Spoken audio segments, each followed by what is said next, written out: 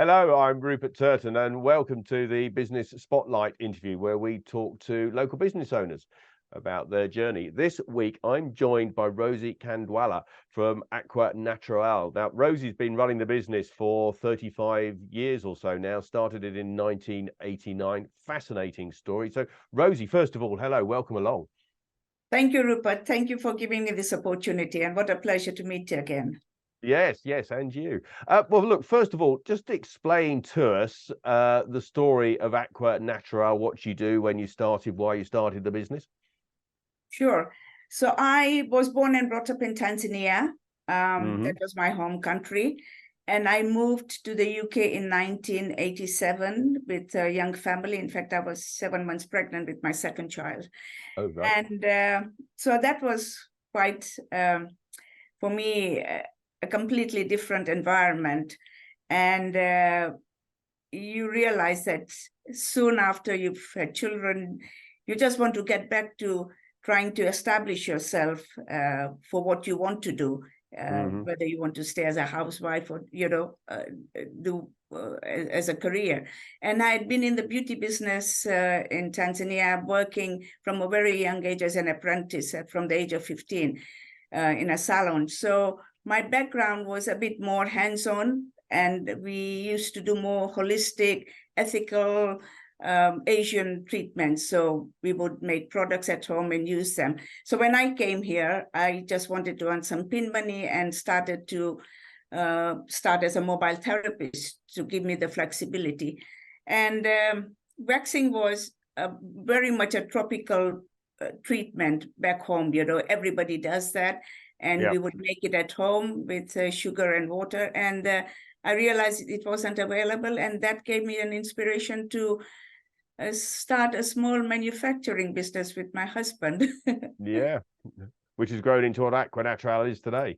It has. But as one would say, that nothing what you imagine doesn't pan out to be what, you're excited when you start the business.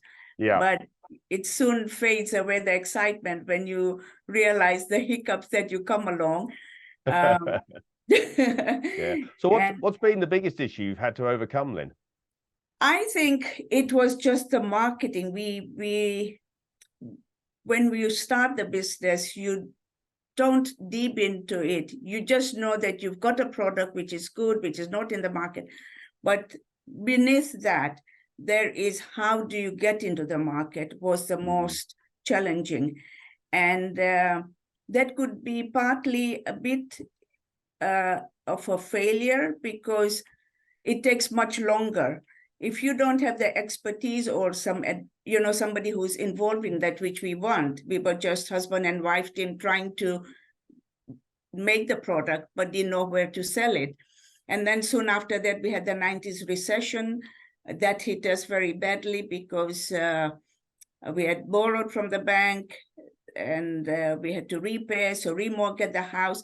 So it's been a bit of a struggle. But when you believe that you've got something, you just go with that gut feeling, and it was a learning curve from there.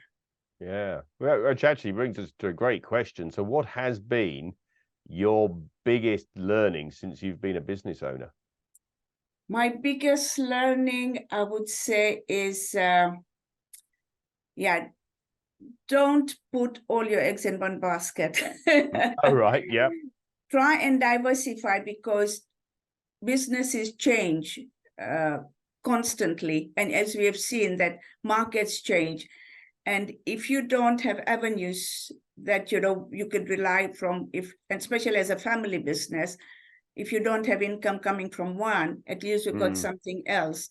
Yeah. And I think that was partly working together without having another income coming. That was most challenging. So if you want to be in business as a family business, make sure that you spread out a little bit to be able to sustain that. Yeah, okay. So building on that then, what have you learned about yourself during your business journey? You see, the thing was that I never had any experience of business. I didn't work for anybody in terms of, getting that the business side of it.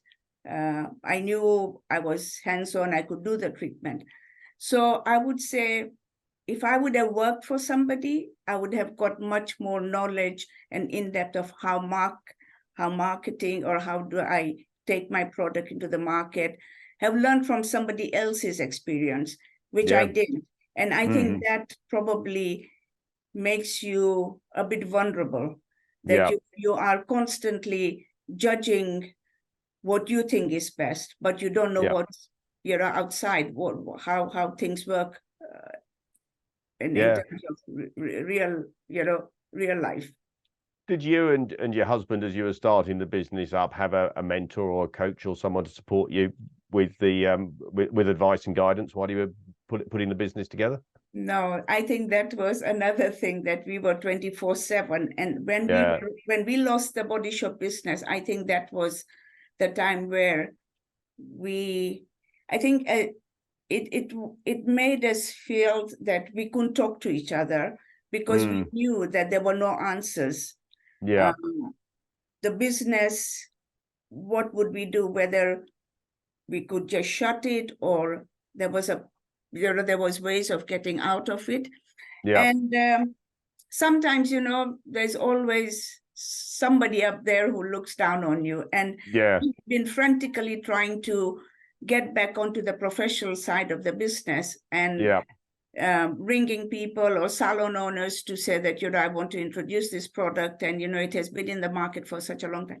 And I happened to come across a gentleman whom I'd been rabbiting about, my experience. And he was a consultant to this salon owner. And he said, just pause and look back at what you've been able to achieve.